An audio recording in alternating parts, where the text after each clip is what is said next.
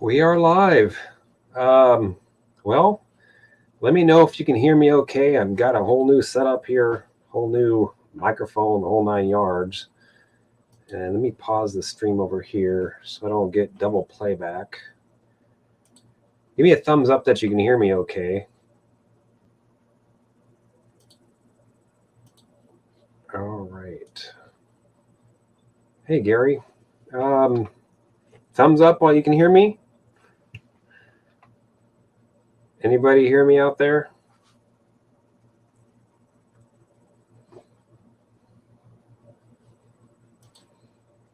Comments are delayed, I think. We can hear you. All right, wonderful. Yeah, I've been gone off of YouTube for about 18 months now. So I know a lot of people are wondering where I was, and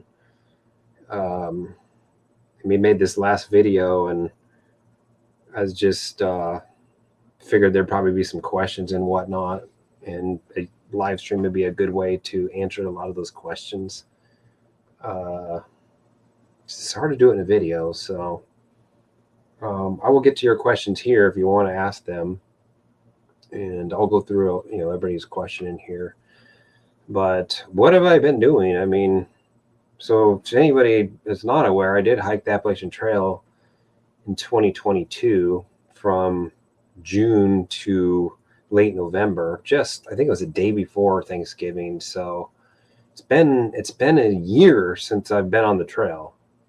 It's hard to believe because it seems like it was yesterday. So I've already gained back, 10, 12 pounds. So yeah, I got my double chin back partially.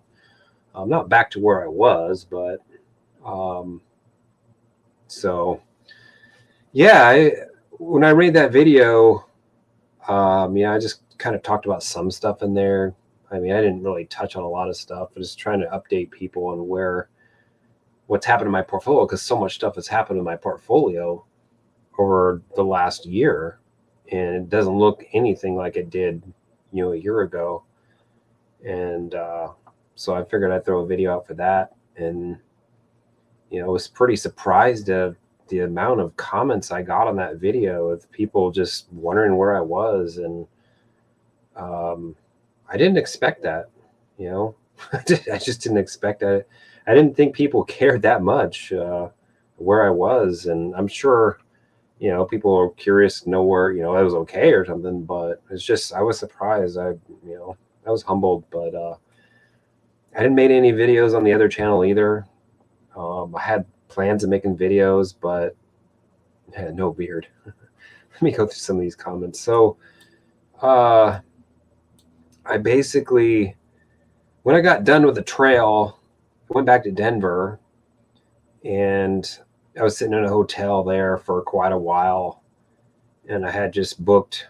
I was figuring out what I wanted to do, and the first thing I went to was go to the dentist. So after eating all that junk food on the trail for 6 months, I just went to the dentist, and luckily everything was okay. Didn't have any cavities, didn't need to get anything pulled out. But I had to figure out what my plan was, and so I booked tickets to Thailand, Jomtien, which I'm sure Dan knows where that is, but and then booked a villa there for a month, and that was my plan. Booked plane tickets, and that was my plan, to leave and go to Thailand. And then the last minute I changed my plans and canceled all that stuff without getting my money back. So, I wasted, I don't know, $2,000 or something like that. Because I wasn't feeling, my stomach was kind of acting funny, and I didn't want to fly on a 15-hour flight with the stomach feeling the way it did. And it was just, eating the food that I was eating on the trail for 6 months, and then coming back and eating on, better food. It just, my body wasn't really liking it. So I canceled those plans, and then just decided to stay in the States and try to repair my gut a little bit. And it's been a year, and I've made significant progress in repairing my gut, but it's just not, it's not back to where it was prior to going on the trail. So I probably need more bacon, to be honest with you. So that's, basically what happened, or what my plan was, and then the reason why I didn't end up going. And I found a really good spot too in Thailand for, it was like $450 a month or something like that. And I was excited because it was like right near the beach and whatnot. But it's just, I was kind of dreading sitting on a plane for 15 hours. So I canceled it. So that's what happened there. So, what am I doing now? Well, I mean, if you watch the video, I'm working again. Well, first of all, before I left to go on the trail, I quit my job. And the customer that I was supporting was interested, wanted me to come take their job, and they were going to quit after I had already left. And I told them, okay, yeah, I'll think about it. Well, come to find out, they ended up posting that position, I don't know, like August or something like that. And I was just like, I just got on the trail. I think I just got on the whites or something, or I was just, in the grunts of the trail. And it's like the last thing I care about is trying to apply for some job. Don't have a laptop with me, don't have a resume with me, nothing. So I just said, well, sorry, I can't apply. So they filled 2 positions. They filled a lead engineer and they filled a senior engineer. And so that was a done deal, So, but she, kept in contact with me. And I, when I got done with the trail, we talked and, say, hey, we really could use your help, and I'm like, well, I mean, basically just like, I don't really want to go back to work, and if I do, it's only going to be for you guys. It's not going to be for anybody else. And so they ended up getting me in as a contractor. And, the first thing is I didn't think they were going to give me what I wanted. That's the first thing, because I gave them some crazy number. They gave me a crazy number, super low number. I was like, I ain't going back to work for that. Hell no. Like, you're going to put me back 15 years, So I threw out a number and they're all right, let's see what we can do. And they gave me that number. They did not even negotiate with that number. They just, fine, you have that. So that made it a lot, obviously, easier to go back. So I'm back working. That person has retired, and I have since become a full-time employee, and I'm not even a contractor anymore. So as a lead engineer now. So, I mean, I remember when I first started going back to work, I'm like, I'm going to get up, they're not starting to work until, 8 a.m., it's like I'm a couple hours ahead.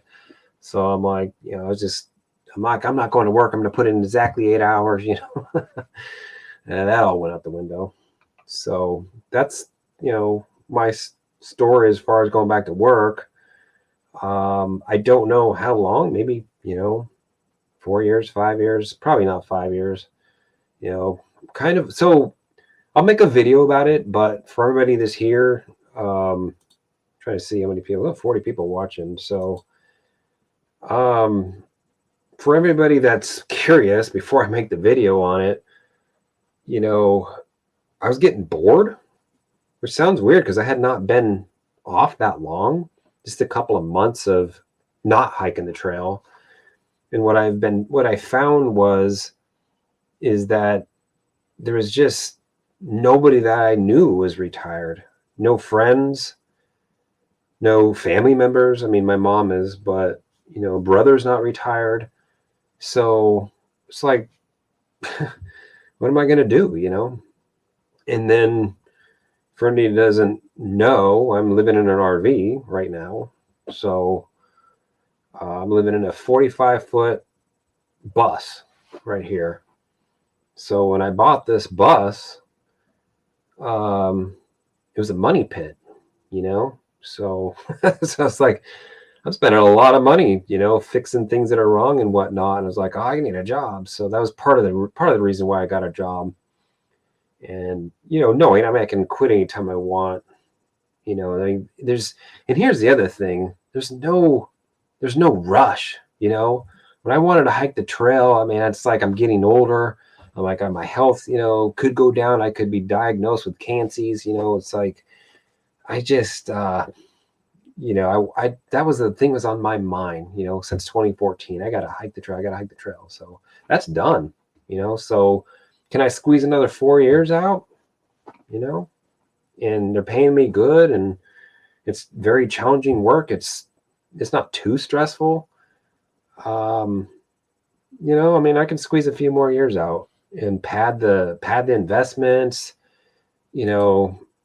enjoy life a little bit more, live super cheap. For anybody that's, doesn't know, I think I'm at, I don't know. I mean, it's only $500 to live where I'm at now a month. So, you throw all the other stuff in there. It's all my other expenses and whatnot. I don't even know what it is right now. It's probably, but I think $24,000 a year to live. So I'm banking all the rest, it's all going to the market. So that kind of sums up pretty much everything that's been going on. I mean, I'll touch on more stuff in the video and why I changed the portfolio and all that. I mean, if you want to ask questions about that here, you can do that too. But I'll go through some of these comments here. So we have 46 people watching. Man, that's small. It never used to be that small. Hi, Bobby P. Travel went well. Travels thereafter from your last video. Let me see. I like how you're getting away from dividend yield ETF approach and going more into SPY and dividend and growth stocks. Yeah. So when I was on the trail, I made some moves while I was on the trail. Got rid of Nusi on the trail. Of course, now if you look at it, it's up pretty big this year.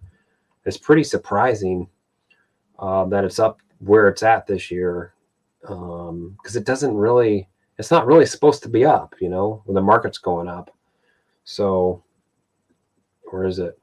I don't even remember. But I let's see, I had XYLD in my HSA. I got rid of that. I think I ended up going Devo, and then since gotten rid of Devo, now it's all VU in the HSA. Last year, actually part of this year, I got rid of all the individual stocks. Got rid of, I even sold the QQQ and sold, out of some of the Devo, sold out of, some of the JEPI, and then stuck a pretty significant amount of capital in SHD, and then got rid of that too. So, and now I've obviously kept a small amount in JEPI because, I mean, it's providing the income to fund the HSA. But, I had a comment on the video saying, why even keep JEPI at this point, and why not just put it all, into SPY, or, I think somebody else suggested SHD, but yeah, I don't know. I don't know. If anything, I'd probably just put it in SPY, because my plans, I think, have changed. I'm not against dividends, even though I had somebody unsubscribe off of that video because it's not entertaining anymore because I'm not doing dividends, right? And I get that. I mean, geez, what are you going to show up for? I'm not doing dividend investing anymore. I'm not against dividends, but right now it makes no sense for me. If I can grow the portfolio, my plan always was to go to SPY anyway at some point, or VU, right, or VTI. That was always the long-term plan, right? I talked about it in one of my other videos saying, I'm going to start out in these JEPIs, the Devos of the world, and then eventually filter down to SHD, and then eventually filter out of those when the portfolio gets too big, and I'll be going, into SPY or VTI or VU. That was the long-term plan. So if I'm padding the portfolio, living super cheap, banking a boatload of money, then I can afford to risk it for the biscuit, right? I don't need the dividend income. So that kind of answers that there. I mean, well, you don't really ask the question. So that's, I think in the long term, I'll be better off. And what I'm going to try to do, I think, when I eventually do quit, probably permanently, is I'll probably end up just trying to sell the share things every month, or maybe sell the shares when we're at the highs for that year. Bonds are kind of interesting where they are right now. I have about 70K in bonds right now. And that's the first time I've ever bought bonds in my entire life. Now I'm only going out about 6 months. Thinking about adding some more, maybe out about a year total. Interest rates are going to go down probably next year, and then probably the year after. But, 5%, that's not bad. That's not chump change. I don't know what real returns are right now, but because I don't technically know what inflation is right now. So it's probably not 8%, but it's not 2 either, right? So real rates probably are 0, probably is my guess. Maybe 1% or something. But so that's the plan right now. Obviously, I'm figuring this out as I go. I'm not an expert here. I'm not, I try different things. I know that I like monthly payers. That worked well. I like to get paid monthly because when I have a set budget, the whole quarterly thing is a little slow. And when you have monthly expenses, it just kind of, it's too slow. It's almost feels like it feels like you're just missing out on life in a way. It's hard to explain. I mean, when I was hiking the trail, I think I spent 12 grand on the trail total. And, I lived off of my high yield savings account. So yeah, that's kind of a lot of nuts and bolts. So smash the like button. Lewis, do you plan on taking any more sabbaticals? I don't have any planned. The first thing I need to do is figure out if there's any more like bucket list items I got to do. I've had some thoughts of doing the PCT next. I'm not too serious about it, but it's also something that's in the back of my mind. So, but that said, I mean, I lucked out on the trail on the AT. I could have been hurt so many times, badly a few times.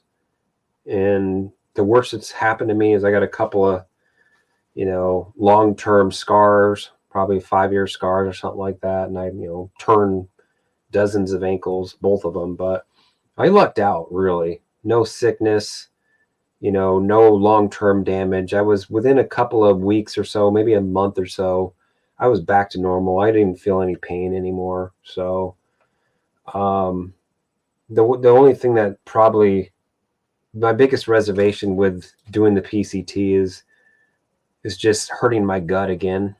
So if I did the PCT, I would probably try to have more food mailed to me, like, because I didn't do any of that at all in the AT. And that way I don't have to eat total garbage the entire time. But that's probably the biggest deterrent for me right now. But no planned sabbaticals right now. I'll probably end up buying a house cash. That's my plan anyways. So I don't plan on financing a house. I just plan on paying cash for it.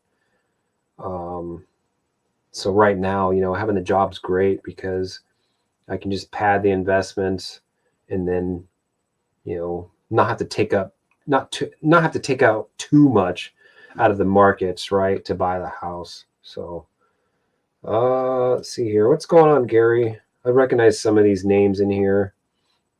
Let's see. Thank you. I'm glad you can hear me. And it's the same webcam, but everything's been changed up. Let's see. What's going on, Dan? How's the Bahamas?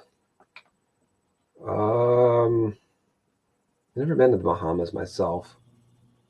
What's going on, Nick? Welcome back. We got Ray, former President Raymond. Sunday Funday, welcome back.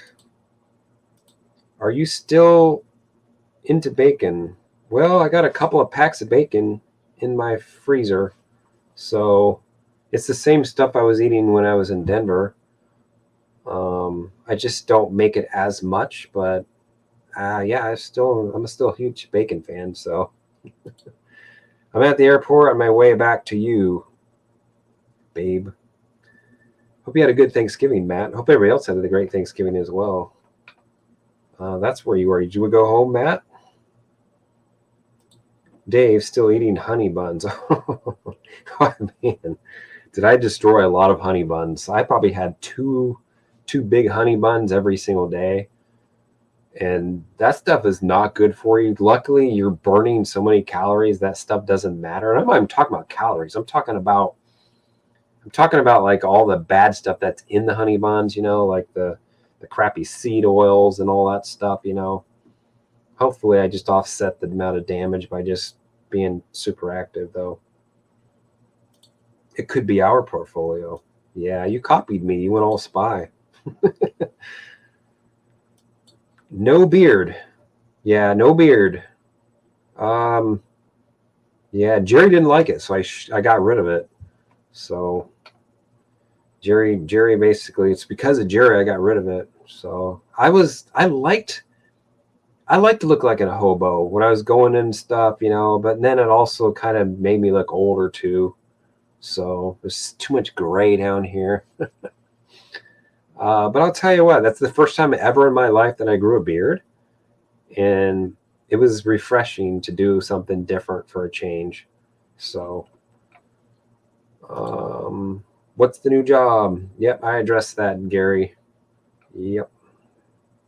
So I'm basically doing the exact same thing I was doing before.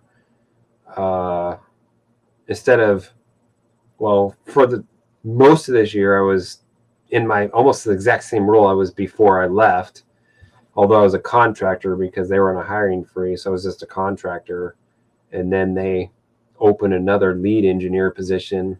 So I applied for that, and then now I'm a full-time employee for the customer. So I'm not a customer anymore.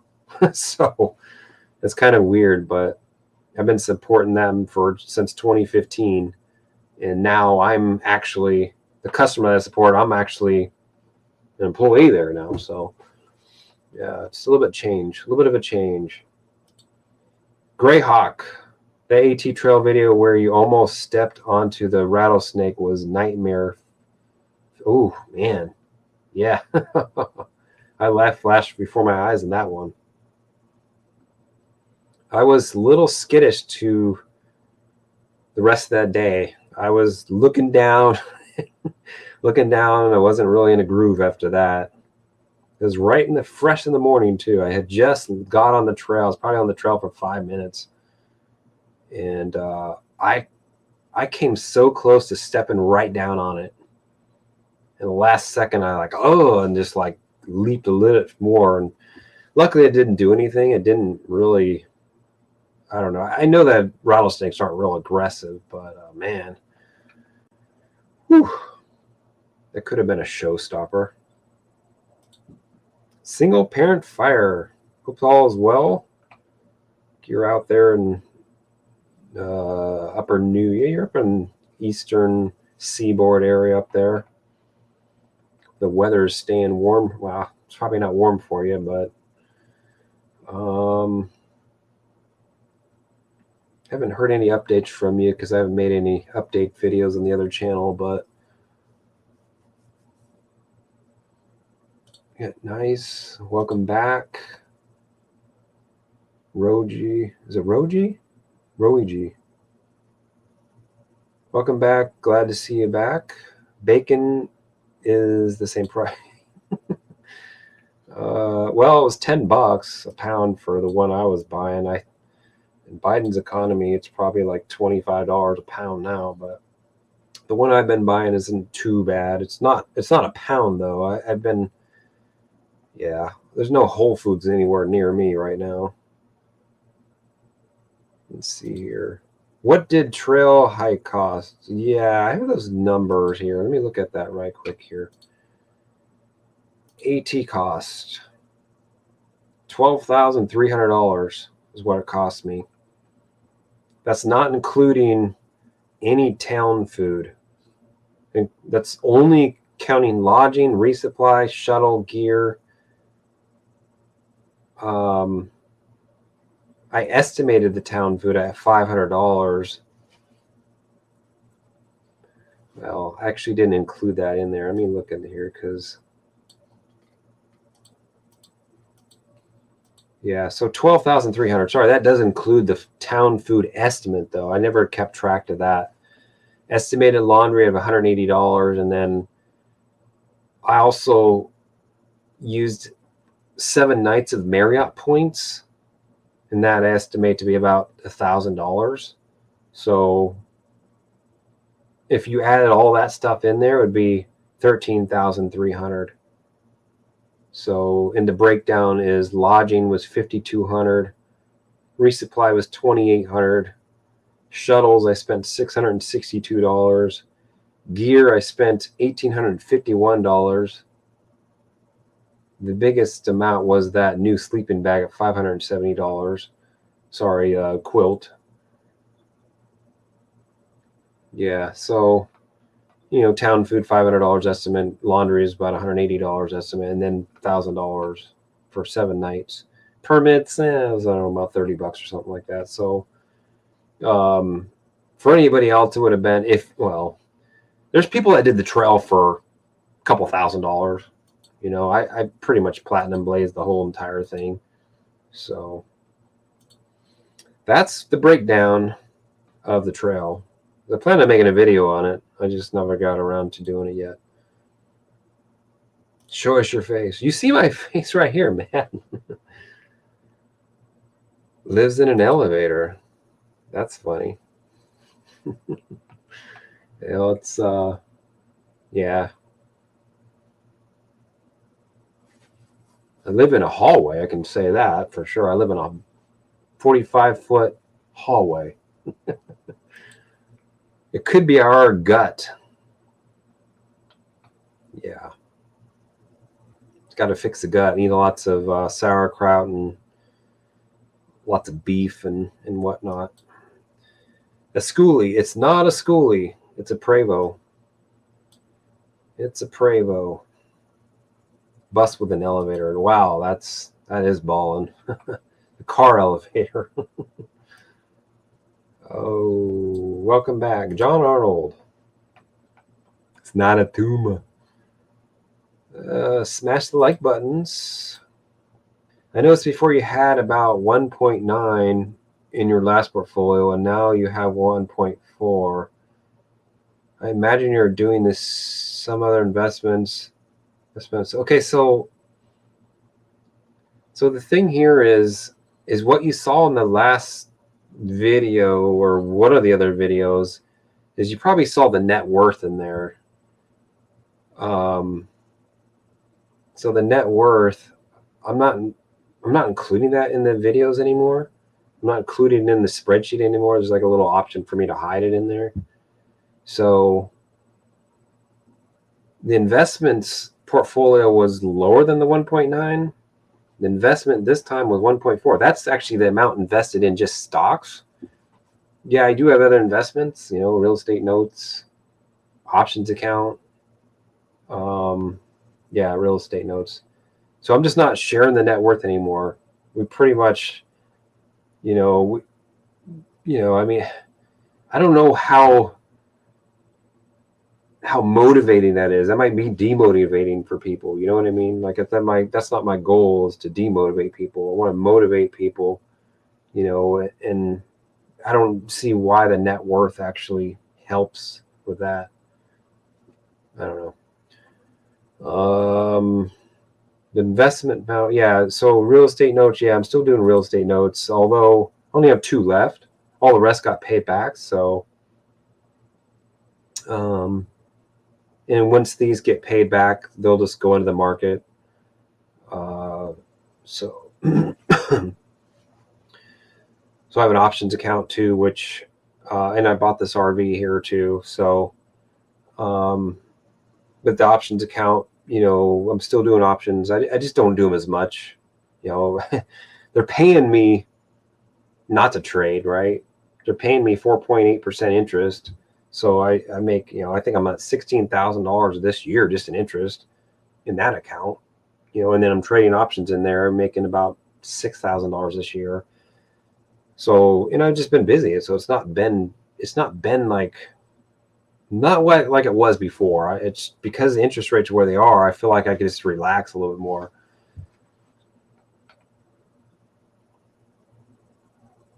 Yeah.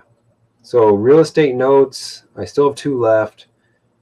I might do something different. I'm not going to be doing notes anymore. So once they all get paid back, I won't be doing notes anymore. I'm going to do something else, actually, probably. Maybe. I don't know. I still have the solo 401k, so I can invest in real estate in that account and not have it affect my taxes. I might be doing it's similar to a REIT, but it's not a REIT. It's similar to Fundrise, but it's not Fundrise. So if anybody wants to know, send me an email and I'll talk to. I mean, I can send you the source of what I'm going to be doing or possibly doing. Do you remember exactly when you felt bored? Ooh, what triggered it? What changed your mind eventually? Well, if I had gone over to Thailand, this is mulled over my mind a lot. I'm like, I could go over there, and the thing is I don't know what type of food they got. I do know. I do know what type of food they have. They got pad thai, but which I love. But the problem is, I just don't think that I could have repaired my gut over there. If anything, it would have probably even done more damage to it over there. That was my thinking. I don't know. Here, at least I know I can go to Whole Foods, Whole Paycheck. I can go to Sprouts, right? I can go to Trader Joe's, and I can get good food here, right? I don't know if I can get anything good there at all. How hard is it to get there, right?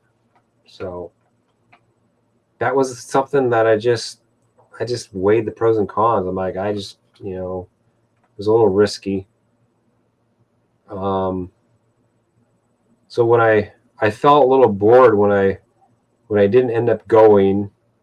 Everybody else is working, and I'm just kind of just sitting in my RV, and it costs so much to drive this thing. So it's 6 miles a gallon, and diesel was in Biden's economy was like $5 a gallon or something like that. So, yeah. So I just parked it, and not to mention I had to spend $5,000-6,000 fixing various things. I'm still spending money on it, but I think it's gone up in value though, so that's good. So what triggered it is just the fact that everybody else is busy and they're not going to be able to retire for a while. Combination of that and the customer needing help.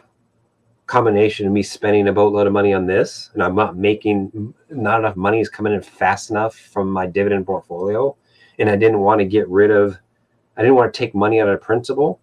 So that's partly playing on my mind,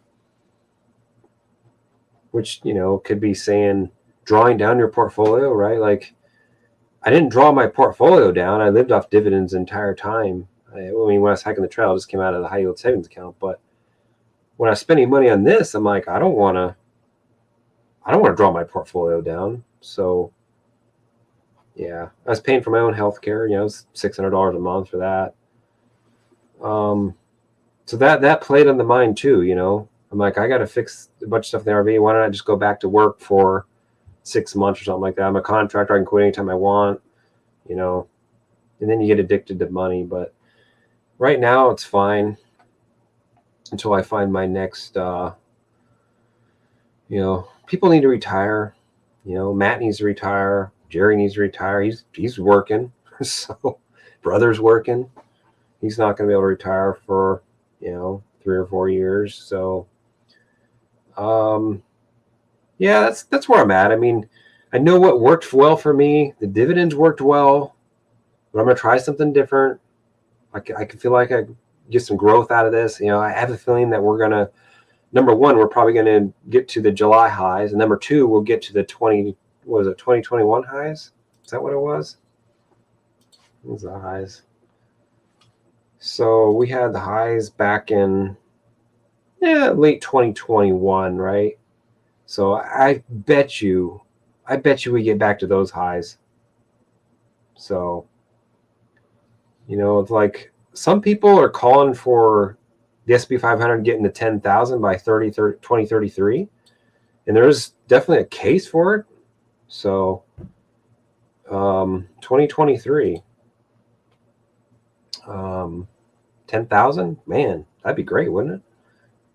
So right now, I feel like if I can pad the investments more, pay cash for a house, live cheap, then I won't have to sell a lot of shares.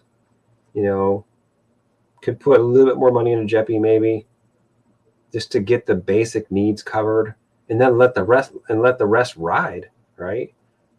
I mean, I don't think I need to be in all those dividends.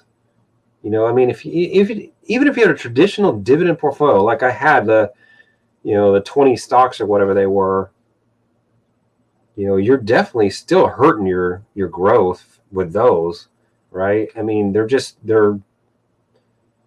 Dow stocks, most of them, right? So you're definitely, and the Dow's not doing that good this year. What is Dow doing this year? Dow's up 6.7%. So, I mean, that's not chump change, but, when the S&P 500's up 17, 18% this year, let's not even talk about the QQQ, right? So 19% in the SPY, and I actually sold a lot of this stuff when the market was down, and then took some money out of the options count and invested in it too. So, yeah, it's all trying to increase that net worth and get the portfolio to grow even more, at the point where you can just live off of SPY dividends, and I don't know. I mean, it takes a lot of SPY dividends, that's for darn sure. I think that's pretty much what's going through my mind there, Don. 45-foot buses are not inexpensive at all. Yeah, no, they're not. Not at all. And they ain't expensive. They ain't cheap to maintain. Tires are $1,000 a pop, and you got 8 of them. So, what is your general outlook for 2024, and do you think differently now? Yeah, I haven't. I'm very surprised at where we are.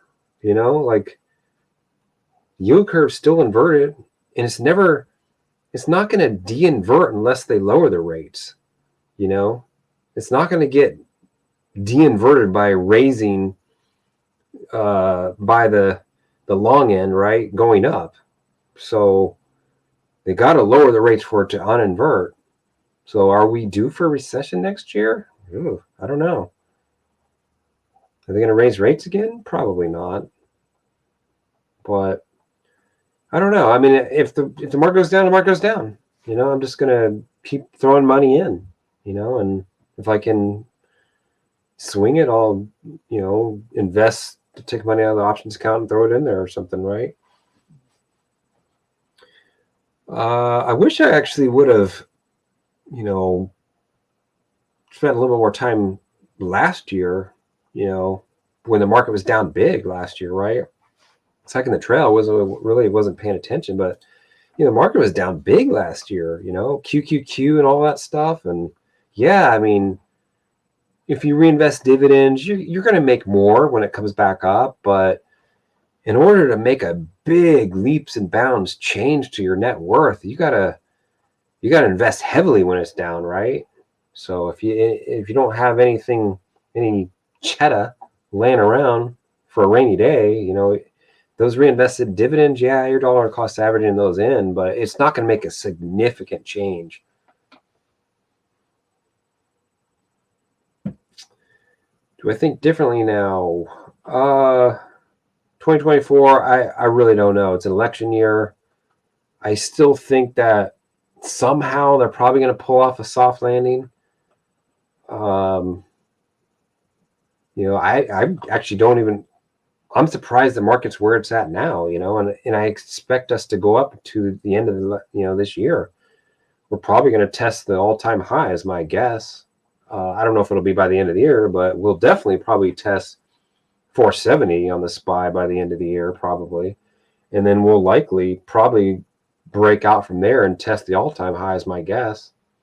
If you look at this, I don't think I can share my screen, but there's a great chart out there from 2020, 2030, I think it's 2016 to 2033, where it's a bull market, and it's just, there's a bull case for it, so if I can ride that wave, I've never been a good market timer. The best I can do is when the market goes down 10%, I invest. When the market goes down 20%, I invest more. If the market goes down 30%, I invest even more, right? If the market hits 40 or 50%, I'd go all in. That's the best I can do. Dave's mobile Shengri law, working wherever he wants. That's true. I could technically, because I work remote, so Blue Persuasion. Yeah, I could work anywhere I want. I'm working remote. I could never go back to an office. Living and retire with less dream. Jerry went back to work. Wait, no, Jerry got a job. That's not going back to work. Jerry got a job after 20 years. Dave, what is your take on recession in 2024? Are we going to see any significant market correction in 2024 or possibly 20? I don't know. You think we would, right? It feels like, everything kind of got reset due to the pandemic, but we never really had a recession, right? The recession just got prolonged, is what it seems like, right? Interest rates are up, which means we're due for a recession, right? So, but here we are, all-time highs, or getting close to all-time highs again. So I do expect us to I do expect us to get soft, right? I just don't know how deep it's going to be. I don't think it's going to be very deep. And the problem is anybody that's around in 2008, right? Like, that's always in the back of your mind, because that's 50%, and it happened quick. The highs was in, I think, like September, October of 2007, and 50% drop. And it's just, I don't think that, we're a lot of us are traumatized by that. We always think of that, like, oh, that's going to happen again. What about the housing market? What about the interest rates? Housing's at 8% or whatever. I don't know. I do think that we will probably have a recession. I don't think it's going to be it's not going to be like everybody probably is expecting. Somehow they've kind of staved that. Is that the right word? Staved it off? Stave off? I don't know. They prolonged it and kind of maybe almost mitigated in a certain way, right? But I mean, they're going to have to lower interest rates, obviously. And they've already come down a little bit, so there's less people. There's a lot of money on the sidelines, a lot of money in bonds, so that'll probably come back out and probably fuel. When interest rates come down, it'll probably fuel another. It'll probably, fuel another. Bump in the market is my guess. I don't know. I'm a bad predictor. I really don't know. Right now, I'm riding the wave up.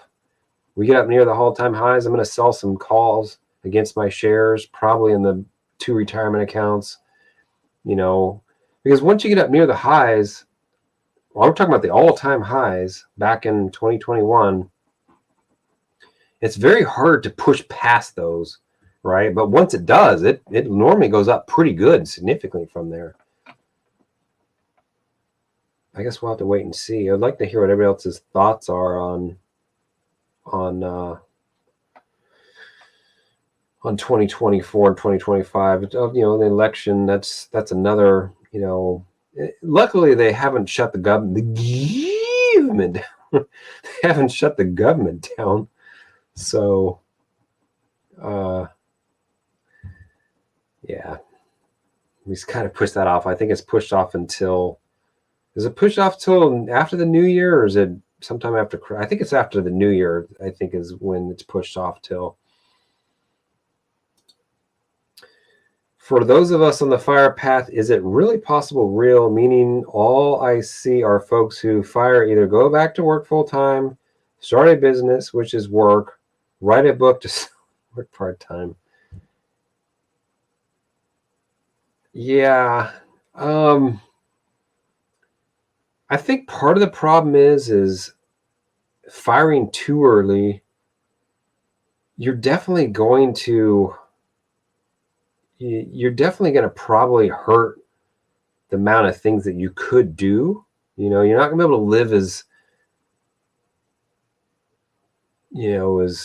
extravagant as you want, because if you're just squeezing by to get the fire right to retire, there's going to come a thing where if you retire too early, you're probably going to have a lot of things that you're going to want to do, or so many things could change, right? Like what you want to do can change, and what if that requires money to do, right? Now, if you don't have a good job or you don't like your job, you don't get paid well, that even makes it harder, right? I mean, for me, I like what I do. I like the company I work for. I'm in a lead engineer position now, which I get to make a lot of decisions I wasn't able to do before. So that makes it a lot easier, right? And they pay me okay, makes it a lot easier. But, buying this RV and spending money on it, I don't want to draw my portfolio down. Will I draw down the portfolio? I don't. See, the thing is I never planned on drawing the portfolio down to begin with. That was never in my plans to draw it down.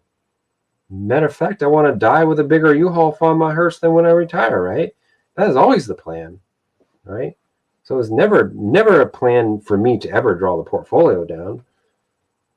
But at some point, I should be okay with that too, though, right? It shouldn't be a big deal. I feel like I'm in a trash compactor, right? From Star Wars or whatever. Got walls closing in on both sides, right? This is my death date, right? Which is 85, 90. And then here's me getting older, right? This one doesn't move, but I'm closing in, right? Closing in. So as things, as I get older and older and older, I get closer to the death date. Well, guess what? I mean, then more's figured out, right? There's less I have to worry about the older I get. I have to worry about getting sick or whatever, but, less things, I have to worry about. The portfolio's growing. And as I get older, I don't need the money as much, right?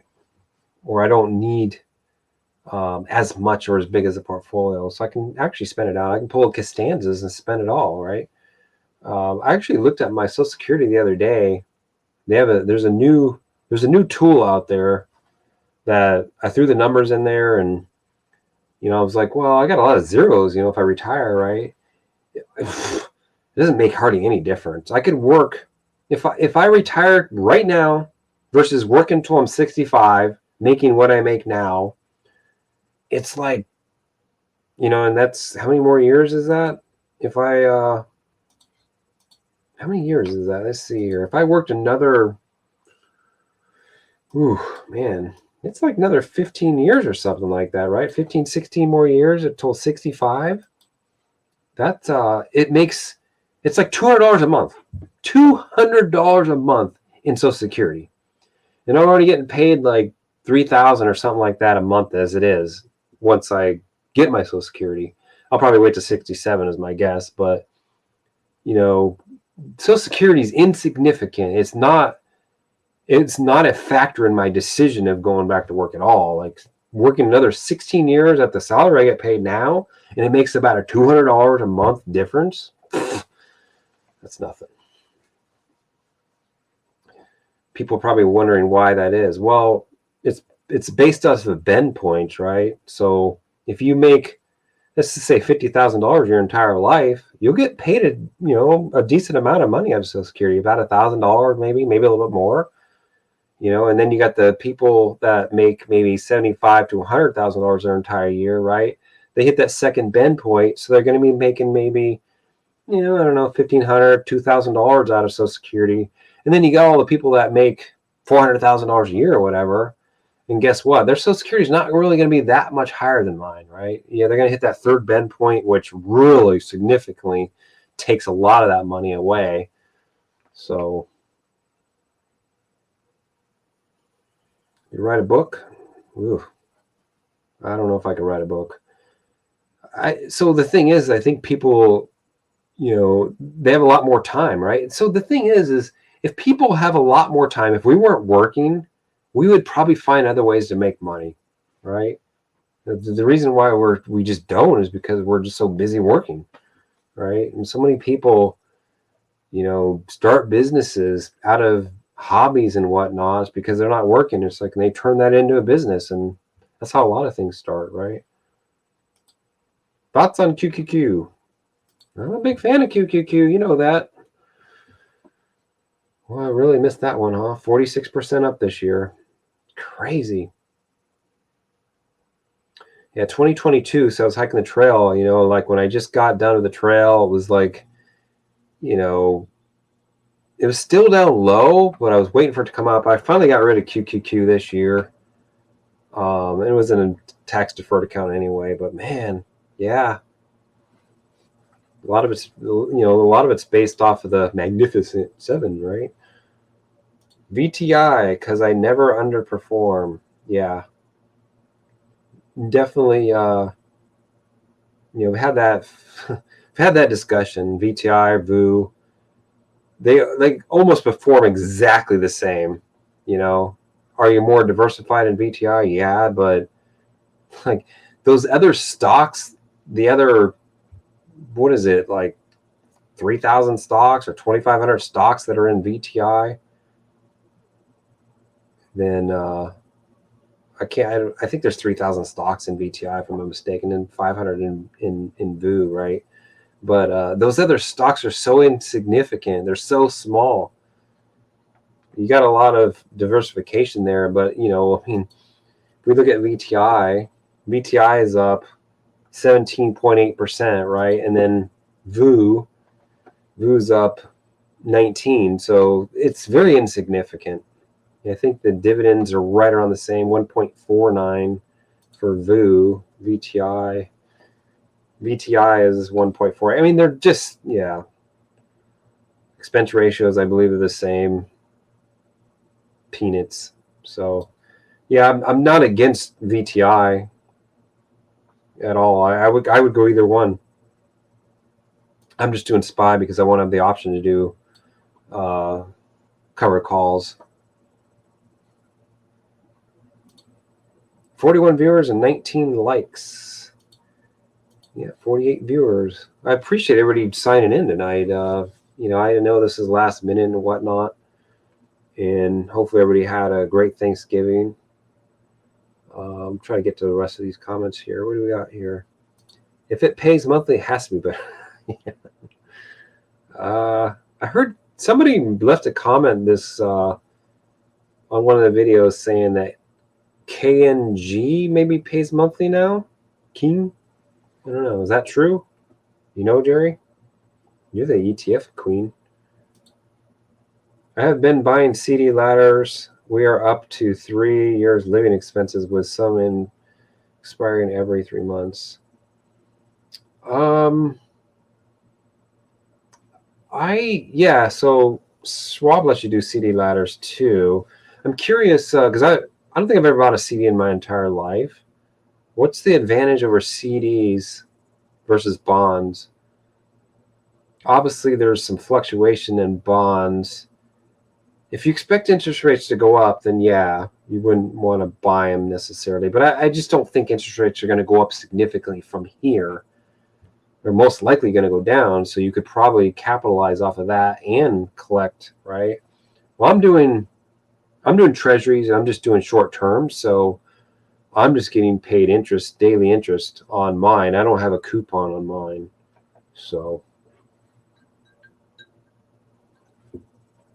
but I'd like to know the difference, why you would do CD ladders, or just CDs in general. Because I know my bonds, I don't have to pay state tax on them, but I'm in a state that I don't have to pay tax anyway, so I don't really care. But that is one advantage doing bonds. Dave, you said you were planning to keep SPY and sell it later during real retirement. Do you have a plan B in case we're going to enter a sideways market? No. I don't have any plans to sell in SPY. My plan, well, obviously my plans change. I think what I'm kind of leaning towards, probably just sticking in a little bit more money into JEPI, probably before I pull the plug, right? Just to generate the basic living expenses, right? The plan is to buy the house cash, right? So that means I don't have to pay that, right? And then to leave the rest in SPY. That's the plan, and not sell any. That's the plan. That's what I'm gonna try to do. I mean, I got projections here. Well, I won't list the numbers, but I mean, the projections here will, by the time I retire again, if I ended up making it to 53, right? Because that's the beginning of 2028, right? That's where I'm going to probably pull the plug, just because the brother can retire by then. That'll, the portfolio should be significantly higher than where it is now, right? And I'm not just talking about the market appreciation. I'm talking about the money I'm adding to it, right? The 401k match and all that stuff. So the plan is probably, triple up the JEPI position I already have in there, and then live off of SPY dividends, and reinvest all the stuff that if I'm not spending it or whatever. The house will be paid cash, right? Get rid of the RV, of course, because nobody needs a 45-foot bus. It's a significant amount of money I paid for this thing too, so put that in the market, pay the house or whatever. But the living, as long as the property taxes are low, then the living's pretty cheap too, right? So I think somebody asked me, whether I ended up, it might have been in the Discord, somebody asked me whether I did a Rule 72T or something, and I never did. The thing with that is if your portfolio is big enough and you don't need the money, don't do it, right? Just because you're stuck with it if you do it. So if you need to get that money out, there's other ways to get it out too. Try maybe a Roth ladder or something like that.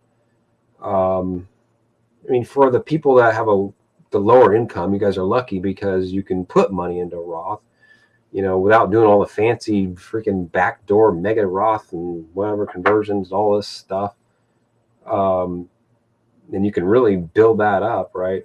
But other people, you can just, once you retire, your income will be zero, and then you can start building out a Roth ladder. But right now, like, that money is just sitting in there and it's growing. It's growing. All that retirement money sitting over there.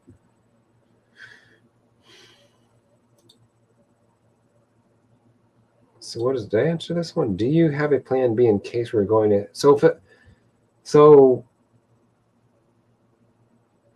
Going to enter a sideways market. Well, I don't know if we're going to sideways. If we're going to sideways market, that actually doesn't hurt me that bad, right? I'll just keep investing. If we had I just don't think we're going to have a sideways market. If we do, then it is what it is, right? I mean, I'm still collecting dividends, still have a job. So, I mean, I already retired once. I didn't go back to work because my portfolio went down in value or anything like that. I mean, obviously it went down in value last year, but it wasn't really that big of a deal. If you're one of those people that doesn't like to see, hundreds of thousands of dollars go off your net worth, I mean, then you might have a problem retiring or, quitting your job. You got to be okay with it. And the thing is, the more you make, the more you save, the more you invest, whatever, the bigger your portfolio gets, the bigger those swings are. You kind of just get immune to it after a while. The 50% drop would be huge, obviously. Wouldn't like that. But if I had a job, it'd be fine. Just keep investing.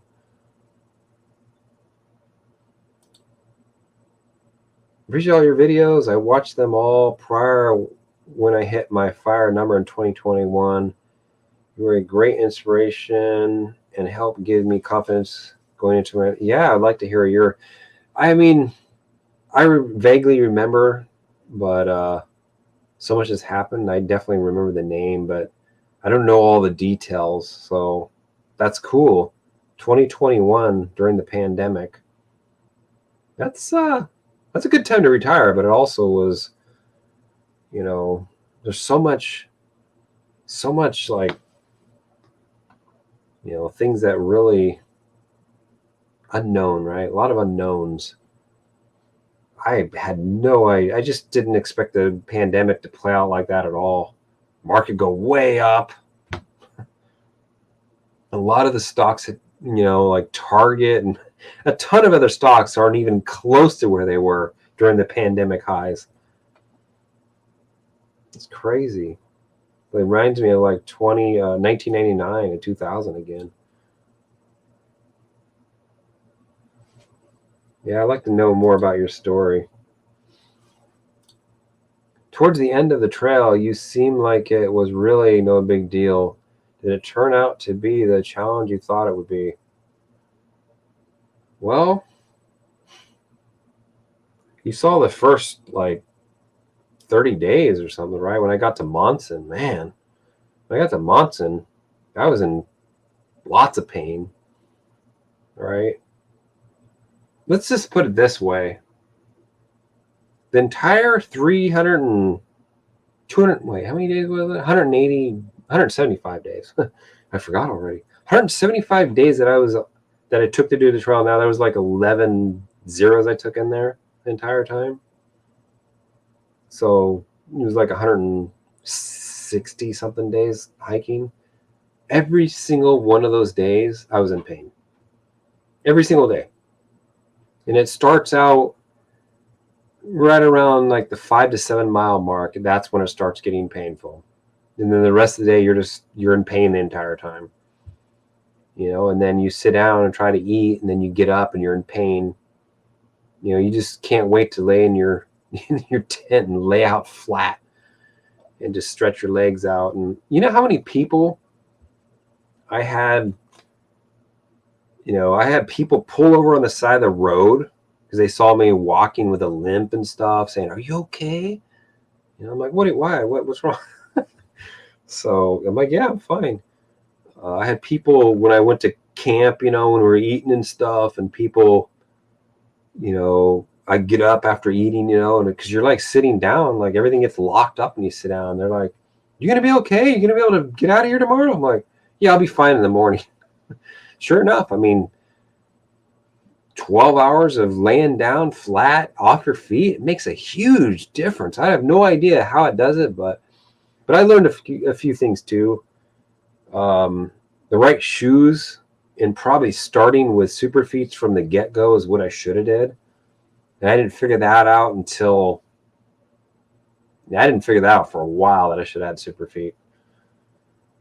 Was it a challenge? It's hard. It's definitely hard.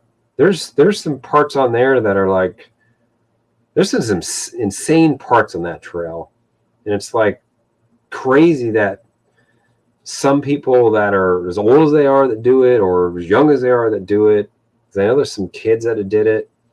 This year there was some young kid that did it, and he was just like, I think an age limit, an age requirement, and a height requirement, and all that stuff, I think, to do Katahdin. So was it hard? Yeah, absolutely. But I also I said this in the videos, I mean, the hardest part about it is just doing it every day. I don't feel like there's anything that I couldn't do on the trail. There's definitely parts that are way harder than others, right? Yeah, it's a challenge for sure. But the biggest challenge is doing it every single day and putting yourself through that pain every day. And I'll say this because I don't know, many people don't know this.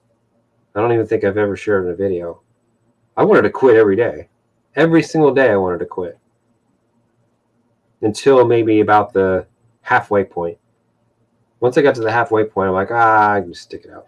So, it's a mental challenge to put yourself through the pain every day, right? As far as it being a challenge, like, can you do it or can't do it? If you're physically able, like you can walk, you can hike, you should be okay to be able to do it. But there's some crazy spots on there too. Aim high, Dave. Everest. Yeah. Actually, one of the guys I work with just got done doing Kilimanjaro. So he was asking me like getting some tips and all that, and I'm like, oh yeah, you want to get this because it's super light, and this is a super light, la la la, and it's like that wasn't his. That he didn't even care about weight because somebody was carrying his stuff for him. So, but I was like, oh, Kilimanjaro, that sounds interesting. I think it's 19,000 feet. So I've done 14ers, but 19, you probably, I think you probably need oxygen at that level. I mean, it's already hard enough at 14,000 feet with no oxygen, let alone 19. And Everest, I mean, Everest is way too expensive. You need like 70K, 50K or something to do that. And I'm too old. I'm too old for this stuff. Look into St. James Trail from southern France. Yeah, there's a lot of other trails that'd be interesting. There's a lot of stuff still in the U.S. I need to see.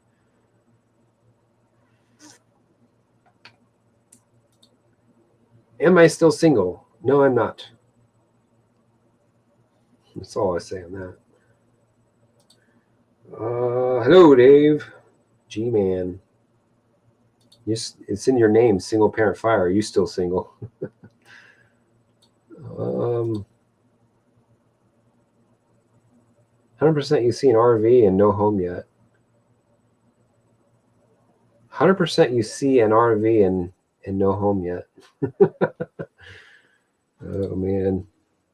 Lock in if you, yeah, what kind of 5% dividends were wait. Lock it in if you can, because 5% dividends were good, but now you're taking out downside risk, but also you're in a different spot in your investment journey than a lot of viewers educating us. Yeah, 5% dividends. I want to try the whole 4% rule or 3.5% rule for me, in where I just sell a little bit of shares every day or something like that. Not every day, but the goal is to not have to do that at all, though, right? I mean, that's the goal. But it's okay if you do too, right? So the goal is to put a little bit of money into JEPI, probably when I retire permanently, whenever that is.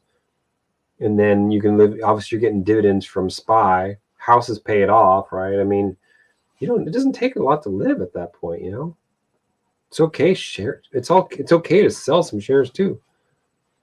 It's all, you can generate money with covered calls. You can also be opportunistic when you sell your shares. This is James. Oh, okay, it's James. I kind of figured it might be. You went back to work too, didn't you? Welcome back. Very good to see you again, Sarah Upton. Thank you for that, Sarah. From Florida. Yep, I know. You went back to work too, huh? Just when you think you're out, they pull you back in. we got here? Was there any little town on the trail you stopped in that you would go back to or consider living in?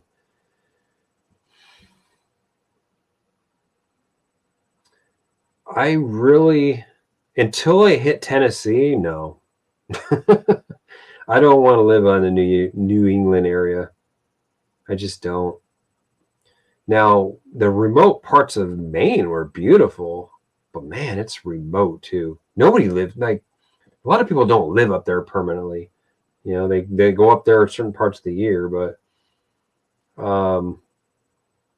yeah, once I got to, there's parts of Virginia that were nice, but it's not tax free, and you know, but North Carolina was nice too. I actually liked North Carolina a lot, but if you're going to be in North Carolina, why would you just be in Tennessee where it's tax free?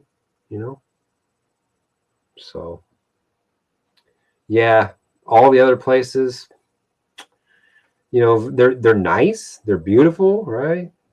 But I wouldn't want to live there. Would I want to go back to? Yeah, of course. I would like to go back to Maine. Actually, would like to do Knife's Edge is what I would like to do. Um, I wanted to do Knife's Edge to get to Katahdin, but it was just, you know, like it would have been a longer day. It was already a long day as it was. I already split the pants down my crack, you know, and so I had to sew those the very first night I laid in my tent. So I literally walked into camp with a hole in my butt. So yeah, I'd like to go back to do the Knife's Edge, but it's really hard to get back out there. Like you have to make it's a big ordeal to get back out there again. What service do you use for real estate notes? Yeah, email me. Email me. I'll tell you about this service because they still do them, but in my opinion, there's just something else I would rather do than those. So they have a fund now instead of the real estate notes. So they instead of doing funds, you're doing one-on-one with the notes, right? So you're just an investor, like your name's on the promissory note and all that stuff. What they're doing now is they're taking investment money and investing in the notes, right? Is kind of like a group. So and they're paying 8%. So yeah, and I'm getting 8.5% out of my notes, with the exception of one of them. So there's less risk doing the fund because, you know, there's just less risk, right? You're spread out across a bunch of notes instead of just one. Because I've had a couple of people that recently haven't made their payments because they're just, you know, they had medical issues or whatever. So they're selling some houses. They were sold a couple of their investment properties or whatever. So they just stopped making payments because they were selling it and stuff. And it took them a couple of months to sell it. But anyways, I mean, there's no risk because you're going to get your money because it's such like a 50%, you know, loan to value, right? So, you know, worst comes to worst, you'll get the house back, you know, and be able to off it and get your money back. And, you know, it's just a process. But that's what I would probably do. I wouldn't probably do notes again. They're just not liquid, right? With the other option, you can get your money out quarterly, a certain amount quarterly. You got to keep it in a year, but it's not Fundrise. Fundrise, you know, Fundrise was tough this year, supposedly. I never had any issues with it. I got 8% out of it, but I heard some other folks said it was rough this year. Have you considered buying bonds now that, yeah, I got about 70K in bonds right now. I'll probably actually add some more. It's funny too, because Jerry and I were talking about this last year, you know, like would bonds ever get back to, you know, they'll probably never get back to 8%, or at least anytime soon, right? But we did get up to we got up to 5%, right? So yeah, that's you know, that actually opens up a little bit more options, but it's still like 5% versus 19% in the market, right? I mean, what would you rather have? Can it play a small, you know, can it be a small portion of your portfolio? Can it give you more options? Yeah, definitely. You mentioned in your video you didn't pay state tax currently. Any suggestion for us on this? Yeah, I just live in a state I don't pay tax on. Space, no state tax. Not to mention I'm domiciled in a state, don't pay state tax either. I don't live in a state that I'm domiciled at the moment. So yeah, that's if you can. I mean, it's not available to everybody, but if you can, if you work remote, you should think about moving to a state where you don't pay taxes. It'll significantly help you. It's, you know, $1,000, $1,500 a month just in state tax I save, right? That adds up over 10 years. If you had a 10-year or 20-year or 15-year plan to retire early, right? He did buy some bonds. Dave, what does an RV similar to your cost these days? What is the price range for it? Yeah, it depends on the year. It depends on the year. If you go anything with, like, say, 2001 or newer, with this type of bus, with this model, not model, this maker of bus, 2001, 2002, anything newer than that, you're looking at 250 to 500,000, somewhere around there. If you get like this year model, this is a 99. If you get this year model or go back to maybe about 96, 97, probably looking about 130 to 2, somewhere around there. If you go anywhere older than that, because it changed, the engine changes from a Series 60 down to 8V92, and it's not as preferable. It gets a little bit worse gas mileage, and they're loud. So you're probably looking, it's like a $50,000 difference between those, between like a 95 and older than this. So would I, if you're not going to live in your RV full time, it depends. I don't know. I have a lot of thoughts around RVs too, because if I'm living in it, this is great. But if you're going to travel with it, I'd get something smaller. 45-foot Prevost range. Yeah. New ones, or this RV here probably was about $750, somewhere around there when it was new back in 99. You and Jerry doing lives again? Nah, I don't know. I don't know if I'm gonna do lives. I mean, maybe I can do it once in a while, but I don't have the time to do it all the time. I have to be on call and stuff, so I probably won't be able to do it every single week, and I don't think Jerry has the time either anymore. Well, it would be nice. Maybe we can do one together, and Matt maybe would come on and do one as well. If Dan wants to come on, it'd be nice to do one every once in a while, and like old times. But I just don't know if we can do one weekly again. Starlink, Elon changing the game. Yeah, the darn Starlink. They raised the prices, and then certain places where it's just you can't even get the service because there's a waiting list. And is it really worth it now? There's other options. You have other options now too. There's well, I mean, So there's another option. Amazon's doing one, right? So that's another option. It may be a while, but yeah. I just got Comcast here, but I could use my phone too if I needed to. Man, it's good to see you again. What's going on, Jamie? Yeah, long time no see. You can move in with me cheap, Dave. Aren't you in the hood? You told me you're in the hood. Oh man. You got bars on the windows?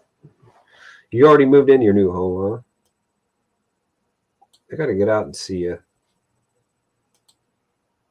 Kind of sad when the Federal Reserve becomes the most trustworthy branch of the government. Oh man. Federal Reserve.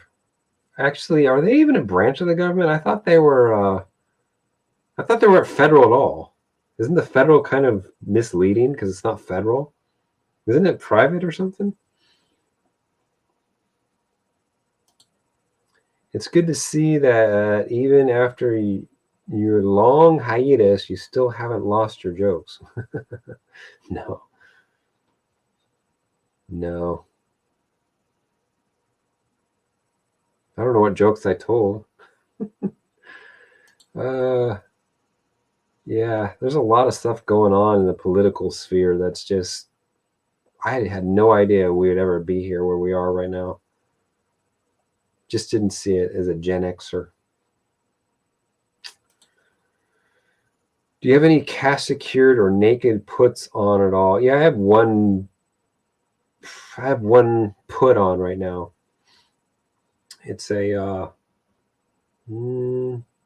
got one put down at it's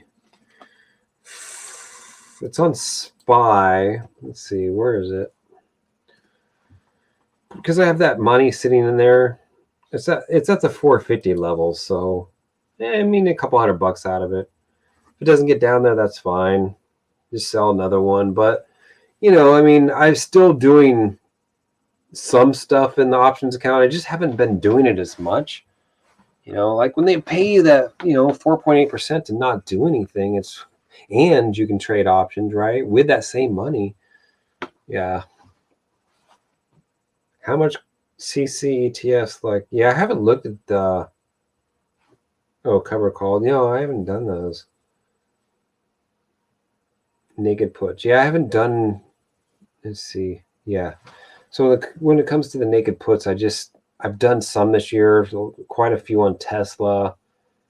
Quite a few mostly on SPY. And I might have done some Amazon or something at one point too, but yeah.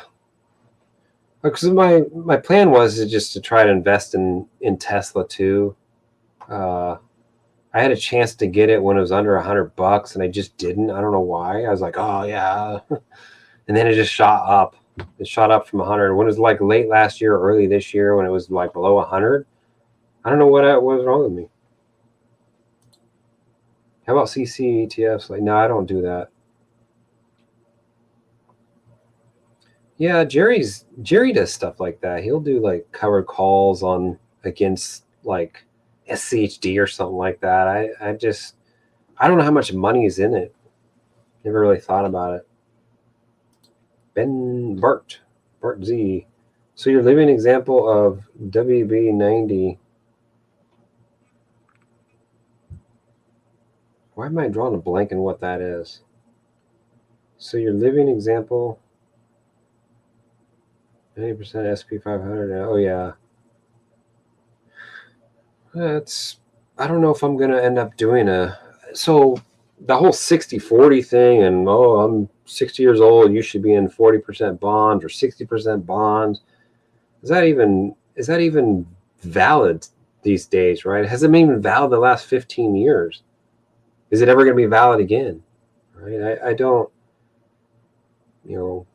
my goal has always been equities as long as I can tolerate, right?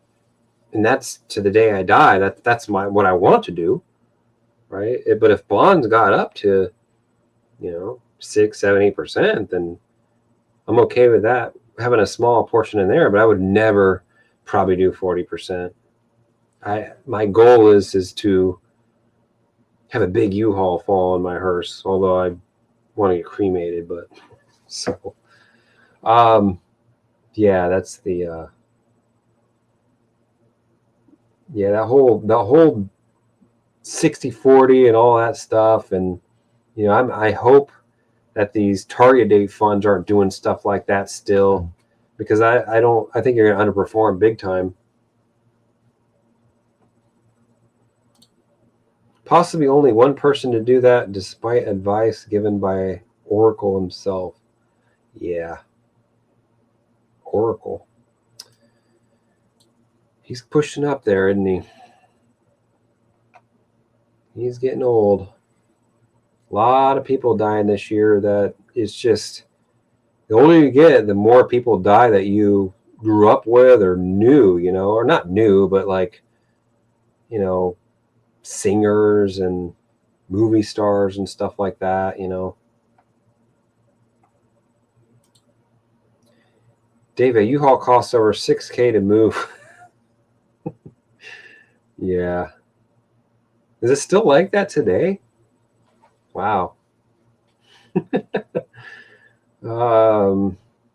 Is people still leaving California like in droves?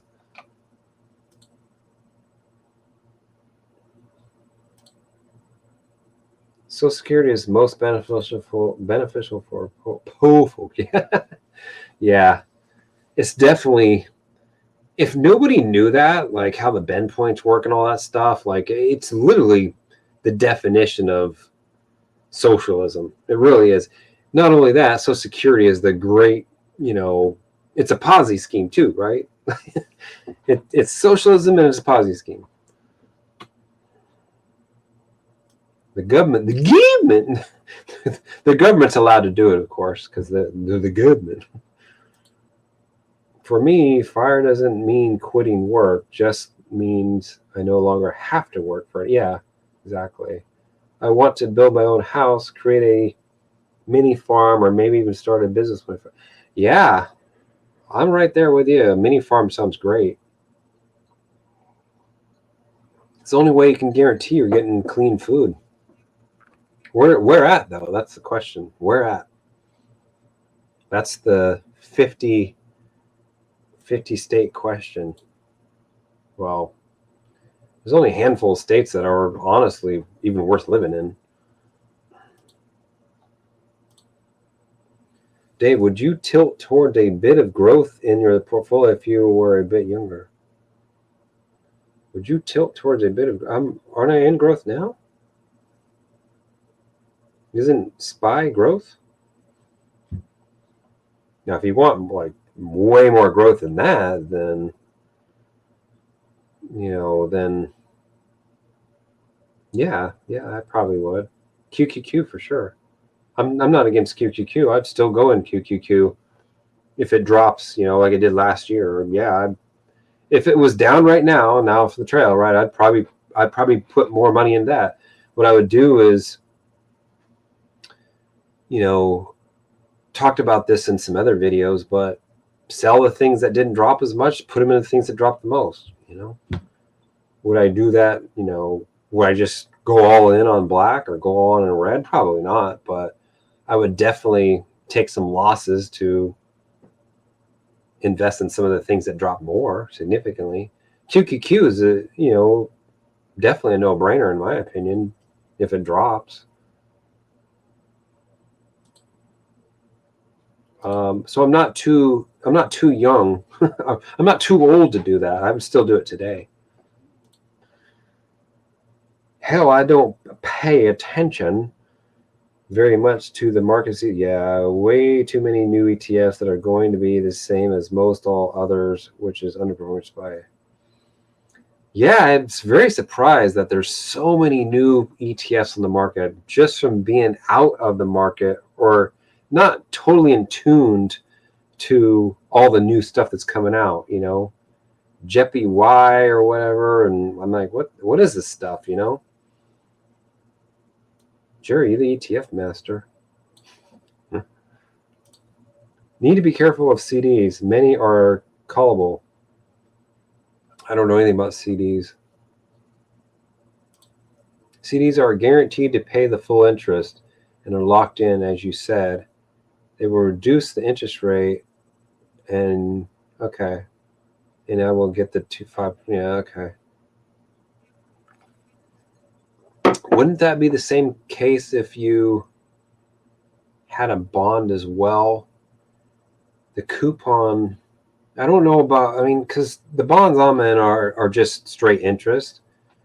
If you get like there's 3 different types of treasuries, right? If you get the longer term ones, not the 20 years or the 30s or anything like that, like a 10-year, it's a coupon plus it's interest. But if the bonds go down, the value should stay. It should be worth more though, right? Because you could still sell that and people could collect off of it. So if they go down, butt hurts here. If they go down, like the interest rates go down, you should be able to capitalize off that too, if I'm not mistaken, right? By doing the latter, I was able to roll CDs that were paying 4% a year ago out to the ones that pay 5.2 years out as rates reduce rather than, The only thing I don't like about them is there's no liquidity in them. That's the only thing I don't like about them. So, not against them. It's not, I'm getting 4.8% out of IB, and I can trade options with that money and get paid interest. Like it's very, and I'm only doing bonds in that account just because I was more curious about how they worked and how they're taxed and how everything worked more than anything. And they're super liquid. I can just get rid of them if I want to. But not against them CDs. I just never owned one.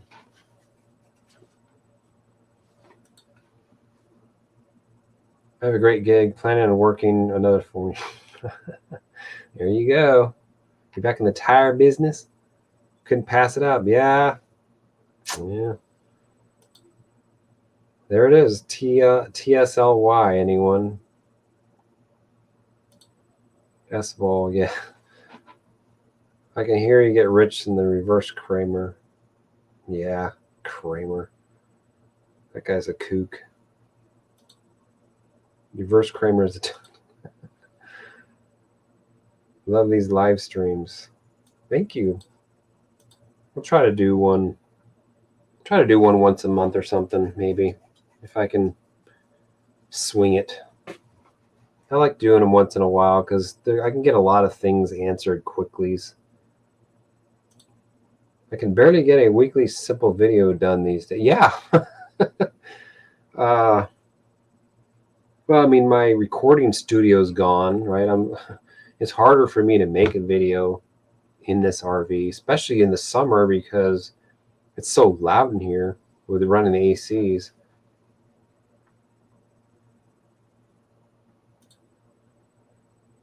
Yeah. Okay. Good to know. We'll talk about it, Cherry. Yeah, I think the Fed Reserve is kind of private, but I think the president has to be. Yeah, I agree. The good old Tyrone Powell. That's Jerry Carlson. What is going on? Haven't seen you in a long time, man. How's it going? Glad to see you back. Enjoy your retirement. Freedom. Danielson. Haven't seen you in a long time. Hope all is well as well. Right. I hope all is well as well. Happy Thanksgiving. Happy holidays. I haven't looked at your channel in a while. Greyhawk. Need more Jerry Dave Sunday night live streams. Yeah, we'll talk about it. Might be able to swing once a month or something. I just every weekend is just not going to work now with my schedule, but the schedule. Hey everybody, make sure you're supporting the Hidden Freedom, Retire Less, and Matt Money's YouTube channels. Matt Money's streaming a lot though, that's for sure. That guy's streaming every single day or something like that now. I got to get over there and I got to get over on one of his streams one of these days. He replaced me. My farm will probably be in the Philippines. Oh, that's okay. I didn't have their ties there. It would be okay. Gotcha. Oh yeah, Paraguay. Yeah, I've heard things about Paraguay. It was in the strategic relocation book that Joel did. Talk about Paraguay or whatever. Yeah, Philippines. Man, you gotta live cheap there. You got any hookups? You got any hookups on where to live? Buying a house and all that stuff there? Ray H, I only buy non-callable CDs. Okay, I don't know any what the difference is between all that stuff. I have to get educated. Channel views and subscribers mean a lot during these tough economic times. Such a great community. Channels hidden freedom. Retire with less than that money. Yeah, man, it is tough. YouTube is really, really rough. It's just, yeah, it burns you out. Like doing a video a week is finding the time to do that right now is rough. Like I don't think I'm able to do a video a week, but I'm gonna try to be at least consistent on some sort of schedule. But it's really, with my schedule and being on call every couple of weeks or whatever, my sleep is like super important to me after post trail. My health is like reading a book by Peter Attea, Outlive. Check that book out, learn some things in that book. And it's just being, I'm enjoying the gym, right? I joined the gym and just trying to live a healthy life, getting sleep, making that a priority. So YouTube took a back burner, but yeah. So I'm gonna try to, make a video. It's just, I just don't know if I can do one a week. It takes so much time. I was losing back then. I just wasn't getting any sleep, and sleep is like, it's you're killing yourself if you're not getting sleep every day. You're not getting 6, 7, 8 hours of sleeping every day. You can't make up for it on the weekend. As much as you just want to sleep all weekend, it doesn't make up for all the damage you did. Anyways, thanks for that, Dan. CD, bonds, and treasury are all high liquidity. All high liquidity if you buy them from your broker. I didn't know that you could sell CDs. There's like a market for those. I know bonds you can, but I didn't know if you do CDs. What stocks do you like? Well, I'm not an individual stock person. I really think that Tesla is a good investment from where it is. Like, although I'd probably never buy one, probably never own one. Really don't want to own an EV, but I do think it's a good investment right now. But so Tesla is something I would like to get into, but it's just, it took off, So I think Amazon's decent. I think Google's decent. I think Microsoft's okay.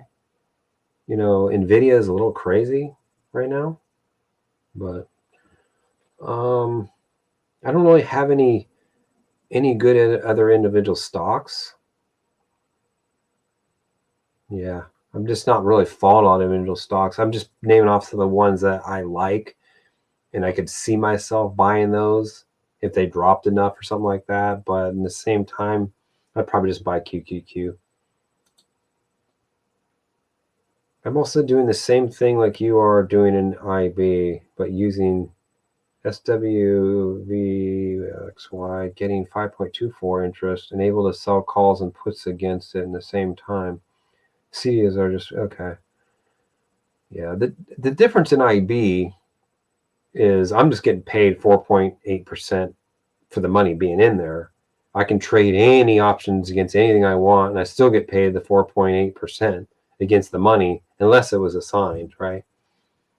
So it's slightly different than what you're talking about there. It's double dipping. Gotta like double dipping. Bro, how about international cover call ETFs? Like, yeah, I don't really know. I've never actually heard of that one. IDVO. I've never heard of that one. IDVO. Need like a look at this one. Looks new. Definitely looks new.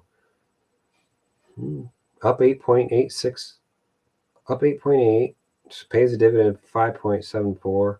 It's too new for me though. Hasn't even it's been out a year, but it's just too new. Like so it's amplified. That's good. At least it's like the opposite of Devo. This is the switch to the I and the D. Are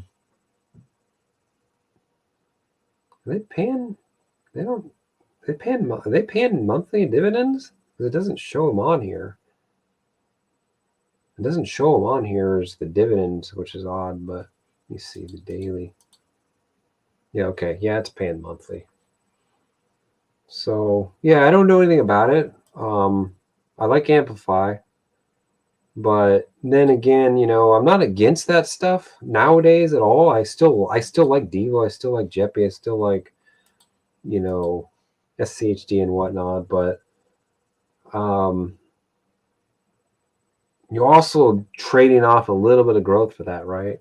So I know I wasn't a big concern of mine last year, but right now it is. Like I'm trying to grow the portfolio. That I don't have to live off it right now. So yeah.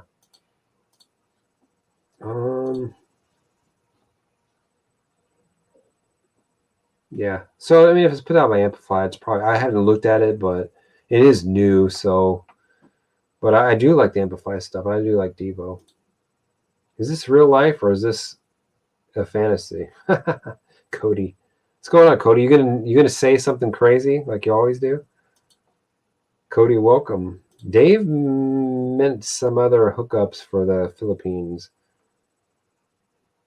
No, that's not what I meant. I meant hookups like on where to live, who to talk to, how to buy a farm, all that type of stuff. Jesus, Cody. Yep, YouTube and the markets took a back burner for me because I think my sleep is way more important. It's super important. Like, I would tell everybody here, if you're not quite 40, or if you're, say, about 50, or any age, any age probably over about 30 or so, look at the book Outlived by Peter Attia. Check it out. There's so many things in there that I had no idea about. It didn't even dawn on me. All the things we take for granted today. All it takes is having one fall when you're 60 or 70 years old, and you might be crippled the rest of your life. A lot of those people, statistically, like 30% of those people will die within 2 years, that fall. It all has to do with the fact that we lose muscle the older we get. And it's hard to keep muscle on. And all it takes is having 1 or 2 surgeries, and you're going to lose your muscle having the surgery. So you can't get the muscle back. The muscle is really hard to get back. So take a look at the book.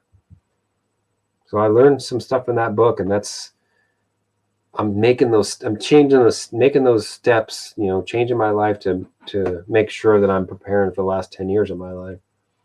Everybody talks about fire, right? Financial fire, but nobody ever talks about getting their body right, like the equivalent for body fire, right? I'll have to come up with a new word for it, but nobody talks about preparing their body for the last 10 years of their life, right? But yet all we care about is the financial aspect of it, right? Good night, Dave and Jerry. Thank you, Gary. Good night. I know it's late. I'm going to cut it off in about 15 minutes. I'm going to try to get through these. I don't know how far back I am, but see ya, Gary. Night, Gary. It's Devo's sister. Oh, yeah, it is Devo's sister. Oh, gosh. Getting old. Jerry's older. Okay. I don't think is any different. Is doable dripping by getting 5.24 on the money sitting there and trading options against it. It's the same thing. It's just you're I get to do any option I want, right? And I'm still getting paid.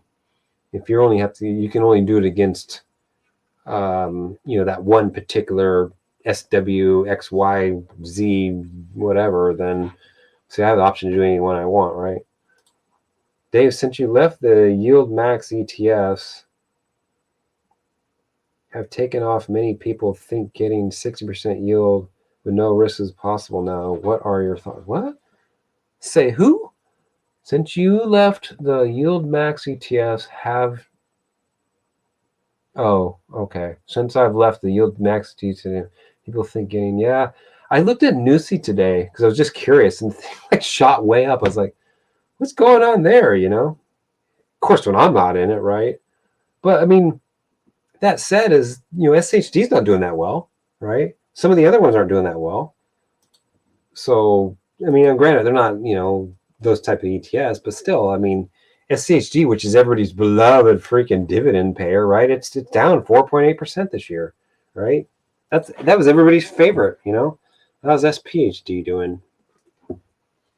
SPHD, that's down 8%, 8.7, VTI, let's see, VYM, what's VYM? VYM is okay. It's down 2%. I mean, the Dow stocks aren't doing very good, right? So, at least with the covered call ETFs, they're probably going to do better because, they're selling calls, so they're going to be able to, make some money at least, right?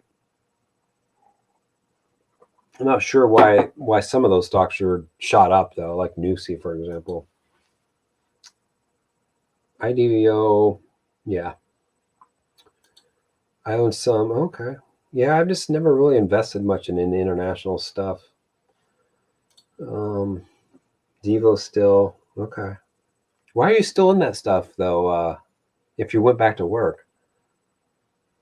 Just curious. I'm never going to say never, but I don't know if I'm ever going to do individual dividend stocks. It's just not for me. And I know I got a couple people unsubscribe because they weren't like, that's what they were into, and that's okay. I'm not saying that's wrong or I mean, if you're just investing, you're fine, right?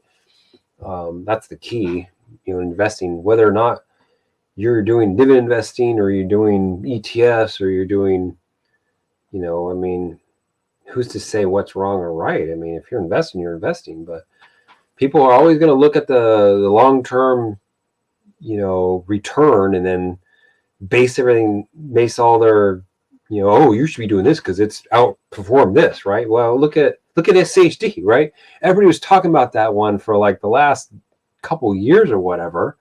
And look at it now, right? Look at it last year, right? I mean, it's just everything kind of has their moment, It's going to shine bright like a diamond for 6 months, and then it's going to be a turd for the rest of the time, right? I mean, this is how the things are, right? If you're in the S&P 500, you're probably good for most everything, right?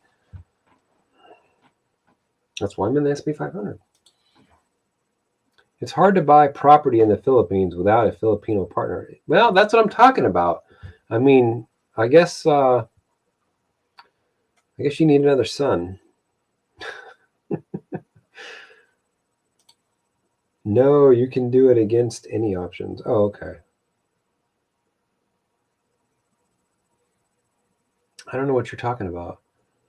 I don't know what you're talking about because I'm doing the same thing. I'm getting paid interest on the money, and I can trade options against anything I want and still get paid the same amount of money in interest. So if you're doing that, then yeah, we're doing the same thing.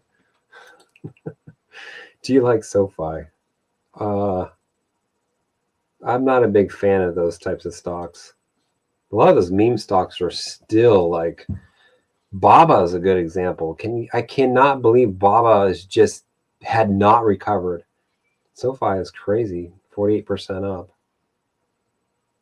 I don't really know anything about SoFi at this point, and don't know, what's the market cap on it? 6 billion. Yeah, it's not a stock for me. I don't trade stuff like that. I don't invest in stuff like that. I'm not telling anybody else not to invest in stuff like that, but I would definitely wouldn't go all in on something like that, right? I would definitely, if I was young or whatever, I would probably stick with, maybe a small portion of the portfolio and stuff like that, but the rest would be in, the Qs or something. I think TQQQ still has a spot place in it. I think you could have, last year would have been a great time to get into TQQQ, but I was on the trails, so I wonder if anybody else got here. Did MDB get in the TQQQ last year? The market's up big due to tech. SCHD doesn't get the benefit. Yeah, that's true. Yep. All those, ETFs, that's the problem with owning SCHD. If you just had SCHD, you're really probably doing yourself a disservice. You probably need to be in one of the other DGRO, or you need to be in something else that has the tech in it, or be in tech with something else with tech, or in QQQ or something. If you want dividends, you'd have to be in something else that pays dividends with the tech in it. Yeah, I don't think that when it comes to a dividend stock, or a dividend ETF, I don't think that going all in on one's the right solution, at least not for me, right? $2 million in SCHD. It's just not for me. Would I do $2 million in SPY? Yeah, but not SCHD. Would it be fine? Probably, but I just, yeah, don't you want some of that tech in there, especially the big tech that's been, the Magnificent Seven or whatever. I'm not saying you're doing that. Financials screwed those dividend ETFs this year. Yeah, financials. Yeah, utilities too. Real estates.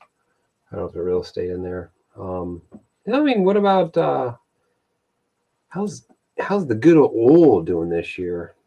XOM. Oil was up pretty big this year, right? Biden's economy. Oil's down though, 5% this year. So, yeah. All right, let's see here. What is a good proportion of like dividend ETFs cover calls? That's I think that's a case by case basis. That's a person by person basis. That's all overall. I mean, I don't think that can be answered. Nobody knows your goals, your time horizon, and what you're in. I mean, just it's not really can really answer that.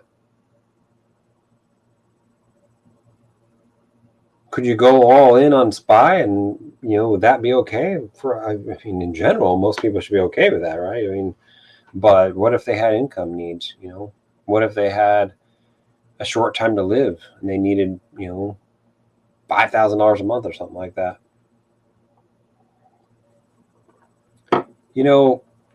I was in XYLD. I was in QYLD for a while, right? So glad I got out of those.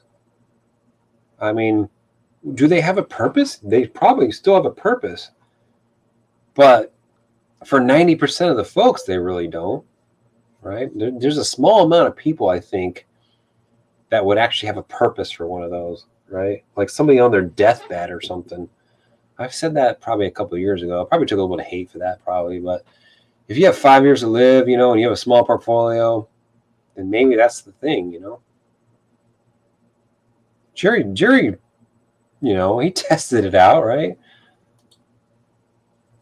What's a good promotion? Oh yeah, I read that one. Sorry. I leave for Thailand on Wednesday. I will stay in Jump Team. Yeah, see, that's exactly where I was going to stay.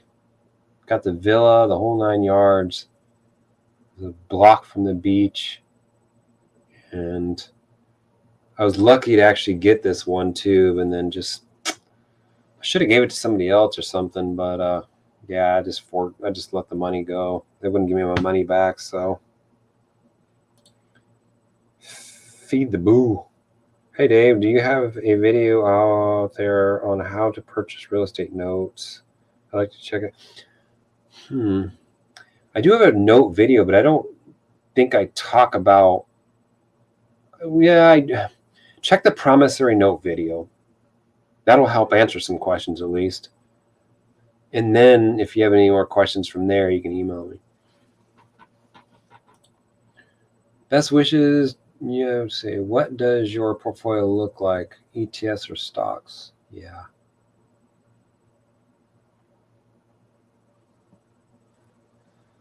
I don't know. Is that a question to me or is that somebody else? Is that even? If it's me, I'm 100% in ETFs. Yeah, 100% in ETFs, and most of it's all SPY or an S&P 500 equivalent, right? 50%. Yeah, okay, so it wasn't for me. There you go. 50% SPY, 25% QQQ. That's a pretty good mix. Yeah, IWM is an interesting one because the market really, yeah, let's see, IWM. Yeah, IWM, the small caps really haven't played a big, substantial part of this. If they can come back, then we'll definitely probably break all-time highs. But right now, it's like just a small subset of the market's actually driving this move up. So we kind of need participation from the rest of the stocks. That's a pretty good mix. I'd probably go, for me, if I would probably less IWM, probably a little bit more SPY, probably like 60. I'd probably do like a 75, 25, 75, 20, and a 5 or something like that for me. Let's see here. I sell calls weekly for income. Okay, good. What are you selling calls against? JEPQ. Yeah, I don't know anything about JEPQ. It's a new one that came out when it's a new one came out when I was hiking the trail. Great, best wishes. Enjoy your retirement. Oh man, I thought I was near the end. I thought I was near the bottom. Might be a good time to invest in financials.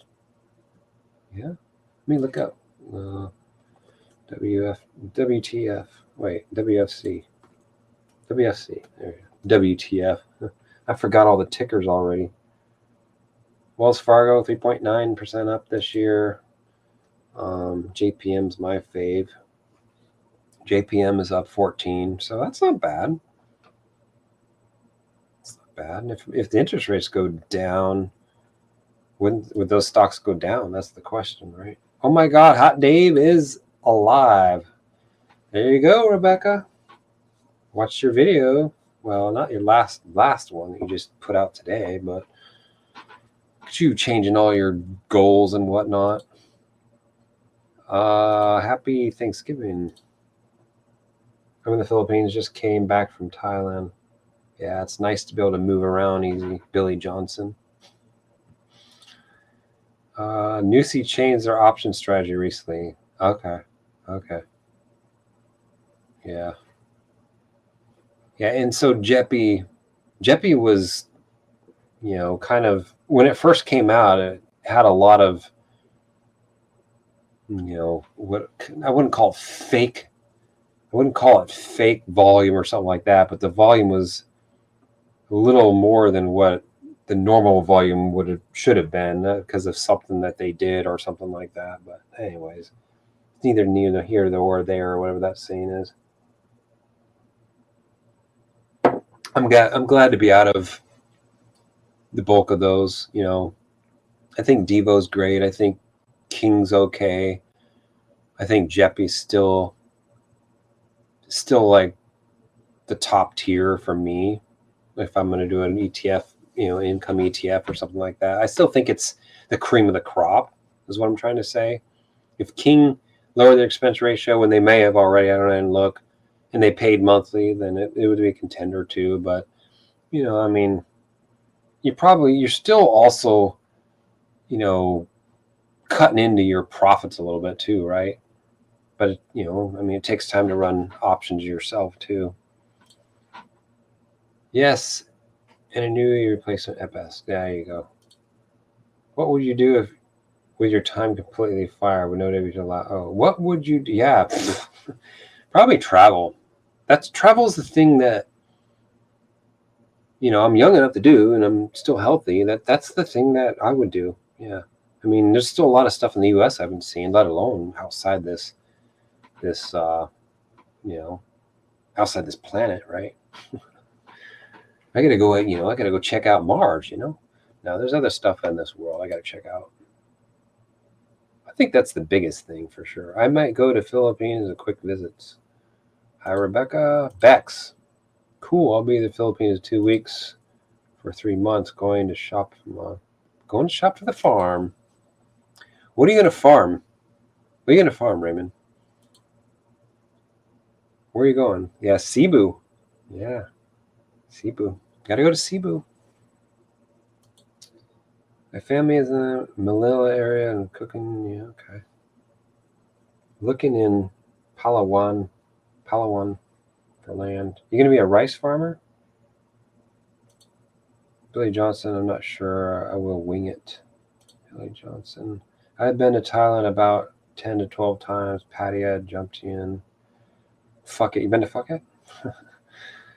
Chiang Mai. Never jumped in. Yeah, that's where I was gonna go. Goals might change again. Please talk me out of purchasing a super cheap place and renting out to travel healthcare workers. I need more information. If it's super cheap, and travel nurses get paid well because they get a stipend. So I don't know. It might not be a bad move. What's wrong with that? Let do it back. You gotta support it there. Well, we're down at the bottom. It's been 2 hours. I got work tomorrow, so I appreciate everybody joining, and this has been fun. I'll talk to Jeers, and I'll talk to Matt, and maybe try to push out a live stream, every so often. I got a month. The weekly's not going to happen, but we'll definitely try to. We'll try to get something going though. It's been a lot of fun, and I appreciate everybody joining and comment on the last video, supporting me through the hike and the other channel and this channel, and I hope everybody had a great Thanksgiving, have a great Christmas, and a great New Year's. But hopefully I'll get a video out. Get another one out. But the thing, I answered a lot of stuff in this video, but so it's not going to be a total surprise. But anyways, all right, y'all. I'm going to get out of here. It's late, and I appreciate everybody joining, hanging out. Thanks, Dan. Thanks, Jerry. Thanks, Rebecca. And a couple other folks we haven't seen in a long time, Cody and even Daniel. So, all right, y'all. All right, get out. Later, everybody.